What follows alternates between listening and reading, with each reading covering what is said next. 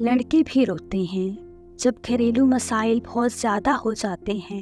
جہاں ایک چھت کے نیچے 3 انسانوں کا رہنا محال ہو جاتا ہے اور گھر میں نفسا نفسی کا عالم ہوتا ہے، تب لڑکے روتے ہیں۔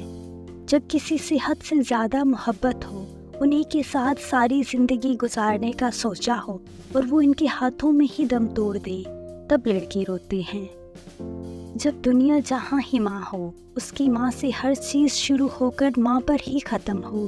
گرمی میں چھاؤں اور سردی میں ایک گرم آستانے جیسی ہستی چھوڑ کر جب چلی جاتی ہے، تب لڑکے روتے ہیں۔ ذہنی الجھن کا شکار ہو کر نفسیاتی بننا اور ہر طرف سے مایوس ہو کر جب لڑکے ننگے پاؤں کسی گلی میں گھوم رہے ہوتے ہیں اور ہوش آنے پر وہ ماضی یاد کرتے ہیں کہ ان کا ماضی کتنا شاندار تھا، تب لڑکے روتے ہیں۔ اکلوتے ہونے کی وجہ سے ہر وقت اکیلے رہنا،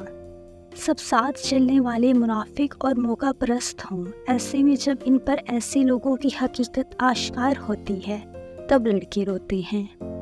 سالوں بعد کسی کا زندگی میں آنا، ان کی وجہ سے موو آن کرنا، خواب دیکھنا اور ان خوابوں کی تکمیل کے لیے اپنے ہی لوگوں کو ناراض کرنے کے بعد جب وہی انسان دھوکہ دے جائیں، وہ خواب ٹوٹ جائیں، زندگی ویران سی ہو جائے، اپنے من پسند انسان کو کسی اور کی گود میں دیکھنے کے بعد لڑکے روتے ہیں۔ جی ہاں، لڑکے بھی روتے ہیں، لڑکے بھی انسان ہوتے ہیں۔